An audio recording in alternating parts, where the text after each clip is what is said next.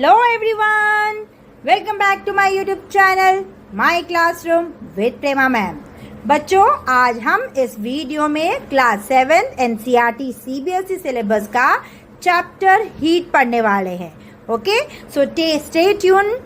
इस वीडियो में हम पढ़ेंगे टेम्परेचर के बारे में, देन थर्मोमीटर के बारे में हम काफ़ी डिटेल में पढ़ेंगे। हम उनके पार्ट्स पढ़ेंगे कि थर्मोमीटर के पार्ट्स क्या हैं, then different precautions we should take. Also, we will study about the different thermometers like clinical and laboratory thermometer.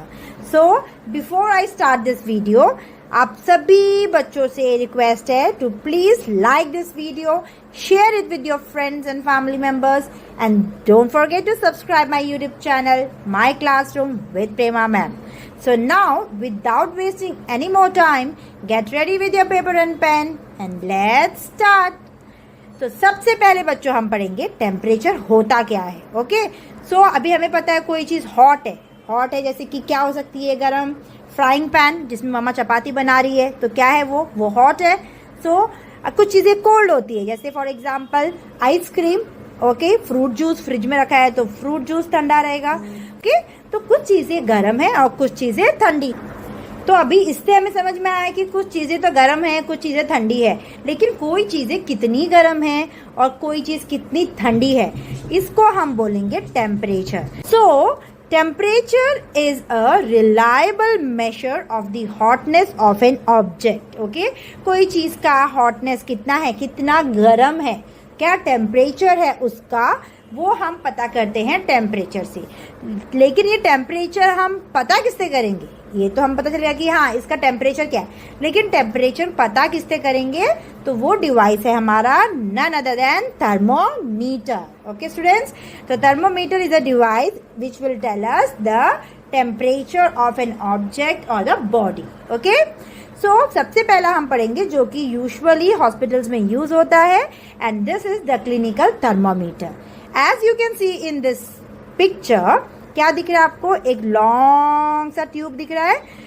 Yes, इसके अंदर क्या है बच्चों, एक नैरो सी यूनिफॉर्म ग्लास है। ये येलो कलर का दिख रहा है आपको।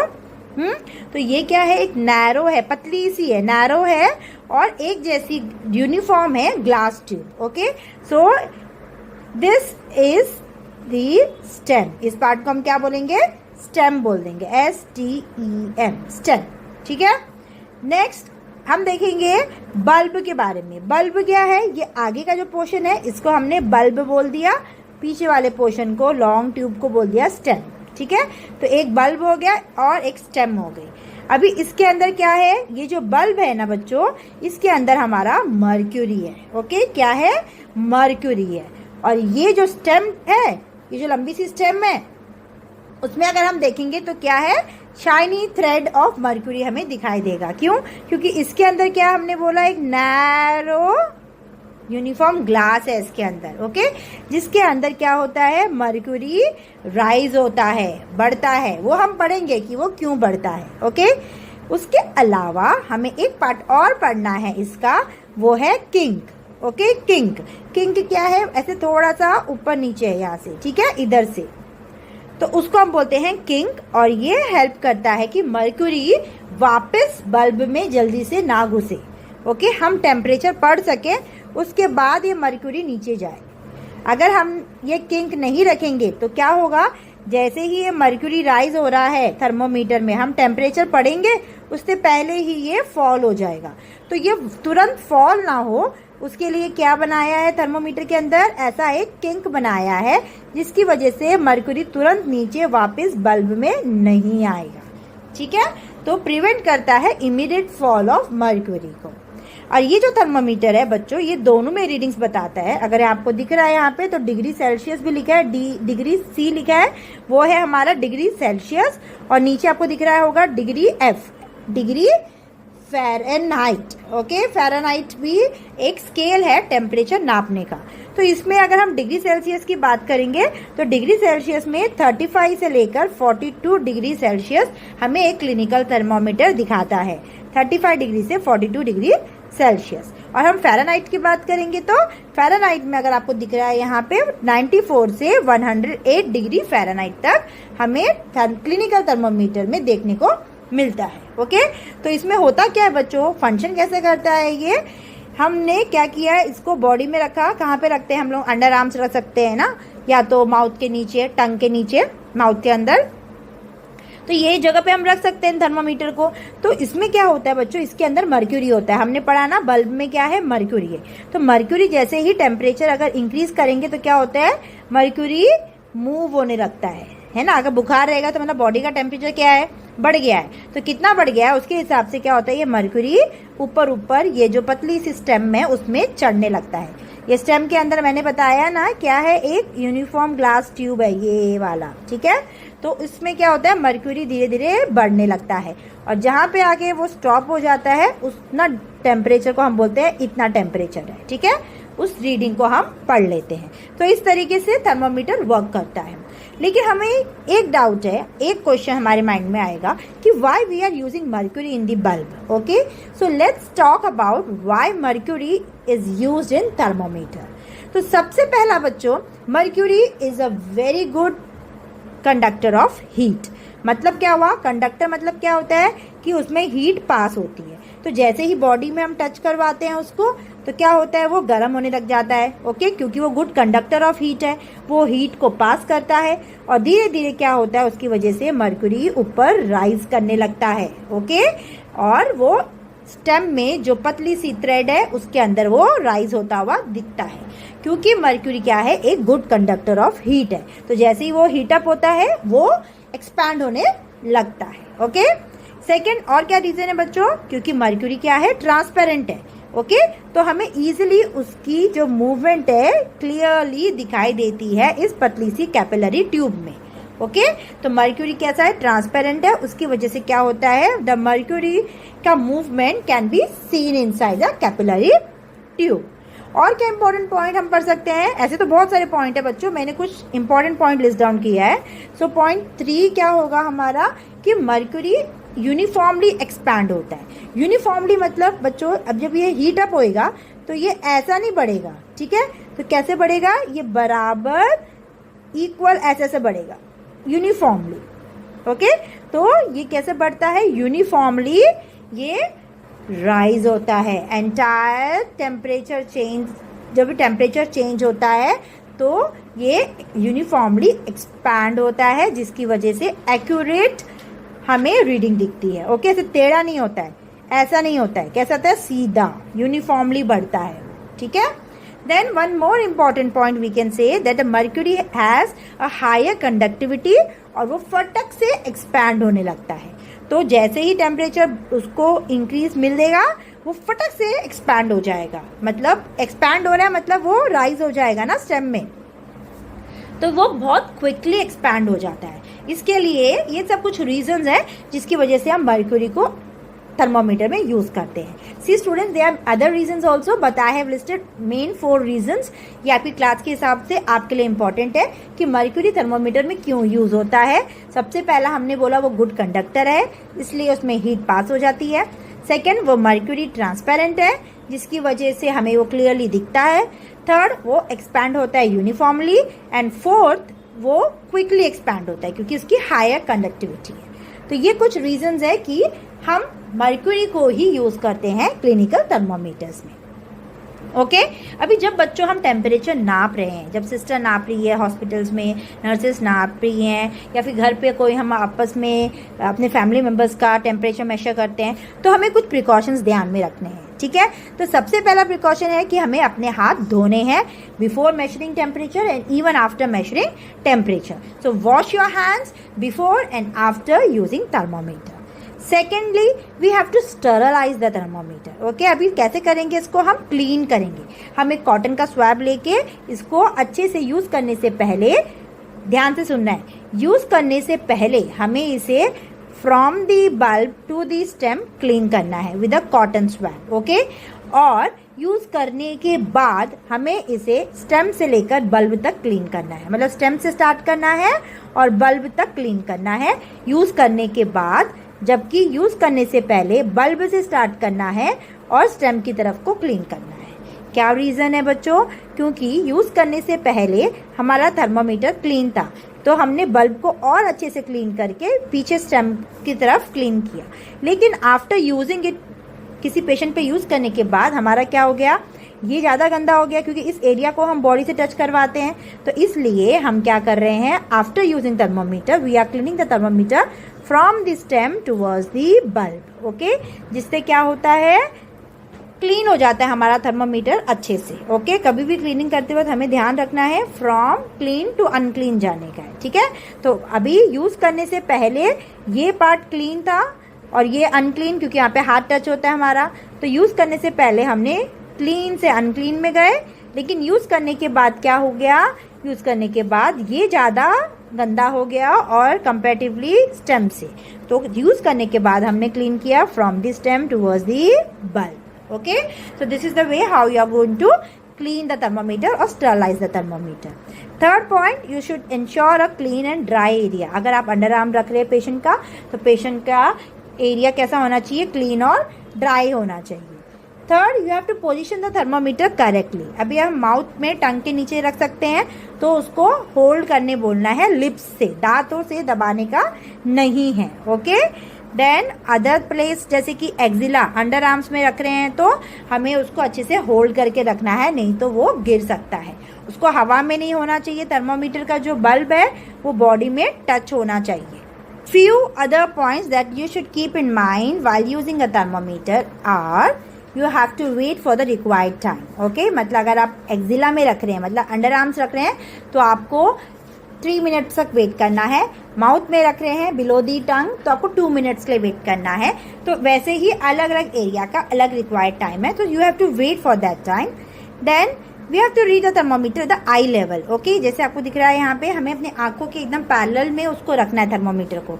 हमें ज़्यादा ऊपर नहीं रखना है थर्मोमीटर, ज़्यादा नीचे नहीं रखना है। ओके, अगर हमें एक्यूरेट रीडिंग चाहिए तो हमें उसे अपने आईज के पैरेलल में रखना है, सामने रखना है। Okay, then after using it we have to clean and store the thermometer properly. So these are few precautions that you should take care while using a thermometer. Understood students? Very easy, एकदम easy वे में बताया है मैंने आपको। Still अगर आपको कोई doubt है तो आप मुझे कमेंट सेक्शन में पूछ सकते हैं। Now let's going to thermometer की रीडिंग पढ़ेंगे कैसे। हमने थर्मोमीटर पढ़ लिया कि फंक्शन क्या है, हमने पढ़ लिया कि थर्मोमीटर में कौन कौन से डिग्रीज दिखते हैं, सेल्सियस दिखता है, फ़ारेनहाइट दिखता है, हमने ये भी पढ़ लिया कि हमें क्या प्रिकॉशंस लेना है। तो हम रीडिंग कैसे पढ़ेंगे। Okay, so let's talk about the divisions that are made in the thermometer. So as you can see here, यहाँ पे बिग मार्क्स हैं, ये है। अभी हम डिग्री सेल्सियस की बात करेंगे, तो ये हमारे बिग मार्क्स हैं। ओके, जहाँ पे नंबर्स लिखे हैं ये हमारे क्या है बच्चों, बिगर मार्क्स हैं। तो ये एक एक डिग्री को रिप्रेजेंट कर रहे हैं। यहाँ पे दिख रहा है 35, नेक्स्ट मार्क में 36, नेक्स्ट में 37, तो 1 डिग्री का इनके बीच में गैप है। Okay, so students, here in this figure you can सी 35 और 36 के बीच में कितनी लाइन्स है बच्चों, 10 लाइन्स हैं। ओके, कितनी है टोटल, 10 लाइन है। ओके, सो अगर दो बड़े वाले 36 और 37 जो भी नंबर्स लिखे हुए हैं, ठीक है, अगर उनके बीच में 10 लाइन्स आ रही हैं, सपोज 36 से 37 के बीच में अगर हमारे 10 लाइन्स आ रही हैं, तो हमारा एक स्मॉल लाइन कितना हो जाएगा, एक हो जाएगा 1/10, that is 0.1। So the difference will become 0.1, मतलब हर एक स्मॉल के बीच में 0.1 का डिफरेंस है। लेकिन अगर हम यहाँ पे देखें, जो हमने लिखा है, ठीक है, वो इस फिगर के लिए नहीं है बच्चों। जो हमने लिखा है, अगर बिगर मार्क में 36, 35, 36 है सपोज, ठीक है, और इनके बीच में 5 का गैप है, 5 लाइन्स है, मतलब इनके बीच में 5 लाइन्स है, तो क्या हो जाएगा, वी नो कि 36 से मतलब एक डिग्री से दूसरे डिग्री में जाने के लिए कितनी लाइन्स है, 5 लाइन्स है।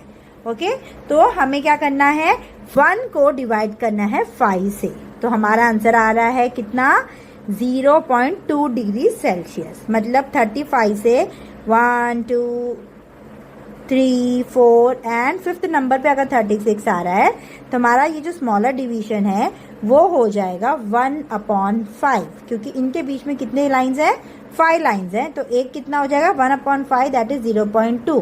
तो यहाँ पे अगर 35 है तो 35.2, 35.4, 35.6, 35.8 and then become 36. ओके, तो अगर आपको ध्यान देना है कि इनके बीच में लाइंस कितनी है, अगर दो बड़े डिग्री मतलब 35 और 36 या कोई भी नेक्स्ट 36, 37 इनके बीच में अगर 10 लाइंस हैं तो क्या हो जाएंगी, एक हो जाएगा हमारा 1/10 that is 0.1।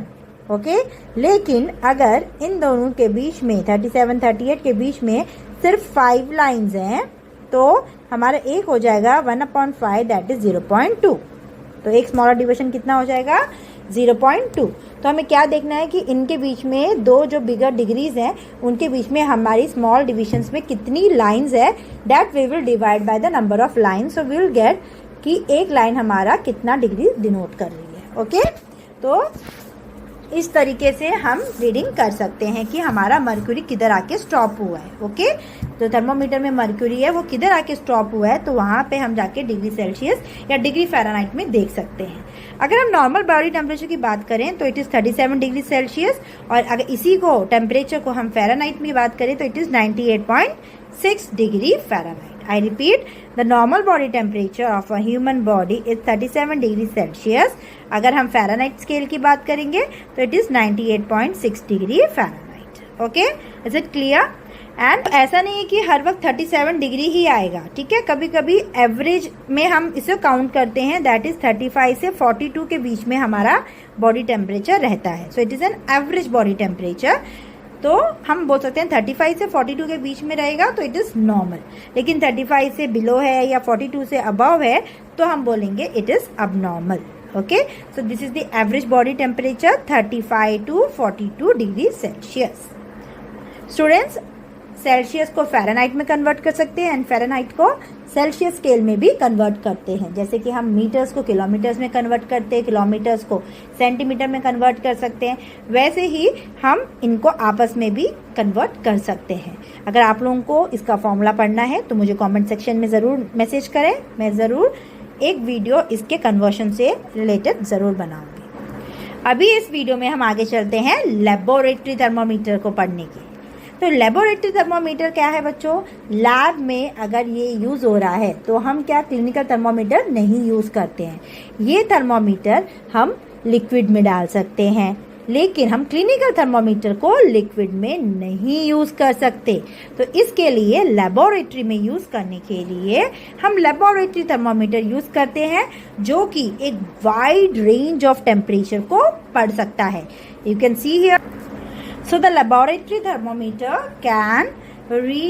can give us a reading for a wide range of temperature, -10 degree Celsius से लेकर 110 डिग्री सेल्सियस तक का टेम्परेचर हमें वो बता सकता है। ओके, अभी हम बच्चों जैसे लिक्विड का मेजर कर रहे हैं टेम्परेचर, तो ये थर्मोमीटर के अलग अलग पोजीशंस यहाँ पे दी है। ठीक है, क्या दिया है? एक तो ए दिया है जिसमें वो स्ट्रेट डाल रखा है, सेकेंड इसमें भी स्ट्रेट है, इसमें भी स्ट्रेट है और इसमें स्लैंटिंग है। लेकिन अगर आप ध्यान से देखोगे इनमें से एक ही पोस्चर करेक्ट है, एक ही पोजीशन में हमको थर्मोमीटर उसी तरीके से रखना है। एंड जो करेक्ट वे है, एनीवन कैन गेस?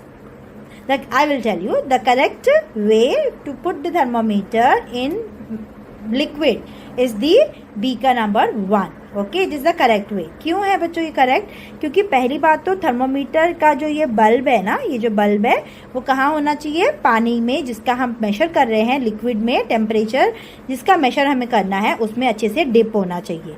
ओके, और दूसरा क्या पॉइंट है इसमें? दूसरा पॉइंट ये है कि जो उसका बल्ब है वो नीचे टच नहीं होना चाहिए, कंटेनर को टच नहीं होना चाहिए, और ना ही वो लिक्विड के एकदम टॉप में होना चाहिए, वो पूरी तरफ से सराउंडेड होना चाहिए। जो बल्ब है थर्मोमीटर का पूरी तरह से सराउंडेड होना चाहिए लिक्विड से जिसका टेम्परेचर हम मेजर कर रहे हैं। स्लैंटिंग में तो हमें बिल्कुल भी नहीं रखना है, ठीक है, हमें उसे स्ट्रेट ही रखना है लिक्विड में, और मेक श्योर कि उसका बल्ब, थर्मोमीटर का बल्ब हर जगह से लिक्विड से कवर्ड है। ओके, तो ये एक तरीके का थर्मोमीटर हो गया जो कि हम लैब्स में यूज़ करते हैं। इसमें हम लिक्विड का टेम्परेचर पता कर सकते हैं। हमने बॉडी का पता कर लिया, हमने लिक्विड का पता कर लिया। What about air? हम हवा का भी टेम्परेचर मेजर कर सकते हैं बच्चों। तो जो एटमॉस्फेयर, जो वेदर हम बोलते हैं ना कि गर्म था, ठंडा मौसम था, टेम्परेचर कैसा था, so we measure it with using this thermometer and the name is maximum minimum thermometer. इसमें क्या मिलता है बच्चों? हमें जो मैक्सिमम टेम्परेचर और मिनिमम टेम्परेचर दोनों ही टेम्परेचर हमें इसमें देखने को मिलते हैं। ओके, कि मिनिमम कितने तक पहुंच गया था टेम्परेचर और मैक्सिमम कितना गया था on the previous day temperature. Okay, तो ये डिफरेंट थर्मोमीटर्स मैंने आपको बताया। इसके अलावा बच्चों जो क्लिनिकल थर्मोमीटर्स है उनको हम आजकल ज़्यादातर यूज़ नहीं करते। आप लोग ने ज़्यादातर क्या देखा होगा, ये digital thermometer, right. In hospitals also nowadays digital thermometers are being used. घर पे भी आप डिजिटल थर्मोमीटर यूज़ करते हैं। तो डिजिटल थर्मोमीटर्स में क्या है, हमें मर्क्यूरी का टेंशन नहीं है। अभी मर्क्यूरी क्यों टेंशन की बात है बच्चों, जो क्लिनिकल थर्मोमीटर है उसमें मर्क्यूरी यूज होता है and mercury thermometers are being phased out nowadays because of the toxicity of mercury. अगर वो टूट जाता है, गिर के टूट जाता है, तो जो मर्क्यूरी उससे निकलता है वो बहुत ही टॉक्सिक रहता है और वो सीरियस हेल्थ इश्यूज क्रिएट कर सकता है। And also it has many environmental risk also, it possesses many environmental risk also. इसको फेंकने भी एक बहुत बड़ा हेडेक है कि हम इसको कैसे, अगर खराब हो जाता है, टूट जाता है, तो it is very difficult to dispose it. Okay, if the thermometer is broken down, it is very difficult to dispose that thermometer just because कि उसमें मर्क्यूरी है जो कि हाईली टॉक्सिक सब्सटेंस है। तो nowadays digital thermometer are being used in place of clinical thermometers. ये accurate reading numbers में दे देते हैं, ऑन ऑफ कर सकते हैं इसको इजीली, ज़्यादा केयर करने की ज़रूरत नहीं है। तो हम लोग डिजिटल थर्मोमीटर को यूज़ करते हैं आजकल डे टू डे लाइफ में। इसके अलावा बच्चों ड्यूरिंग कोविड पैंडमिक हमने क्या देखा, एक अलग तरीका थर्मोमीटर आप सबने देखा होगा, yes, and that was called as infrared thermometers. तो इनको हम बोलते हैं इंफ्रारेड थर्मोमीटर्स और ये बिना किसी कॉन्टैक्ट के टेम्परेचर बता देते हैं, है ना। ये थर्मोमीटर्स को हम थर्मल रेडिएशन थर्मोमीटर्स भी बोलते हैं और ये बिना कॉन्टैक्ट में आए ही पर्सन का टेम्परेचर बता सकते हैं। Okay, so I hope you have understood everything about the thermometers. मैंने इस वीडियो में जो भी बताया थर्मोमीटर के बारे में आपको समझ में आया हो। So before I wind up, let's quickly revise what all things we studied in this video today. सबसे पहला हमने पढ़ा क्लिनिकल थर्मोमीटर, उसके पार्ट्स पढ़े, उसमें कैसे टेम्परेचर हम रीड कर सकते हैं वो पढ़ा। उसके अलावा हमने पढ़ा कि हम इस क्लिनिकल थर्मोमीटर में मर्क्यूरी क्यों यूज कर रहे हैं। Also we studied about the different precautions that we should take care while using the thermometer. हमने पढ़ा कि थर्मोमीटर में कैसे कैसे डिविजन्स होते हैं और कैसे हम कैलकुलेट कर सकते हैं accurately the temperature of the body. Other than the clinical thermometer हमने पढ़ा लेबोरेटरी थर्मोमीटर के बारे में, उसका प्रॉपर पोजिशनिंग के बारे में। Also we studied about the maximum minimum thermometer which are used to find out the temperature of the air, the atmosphere. Then we studied about digital thermometers and also we studied about the infrared thermometers. So I hope you have understood everything what I taught you today in this video. Students, अगर आपको कोई भी doubt है आप freely मुझसे comment section में पूछ सकते हैं। Don't forget to like, share and subscribe to my YouTube channel, My Classroom with Prema Ma'am. Keep studying, keep learning. Thank you for watching. Bye bye.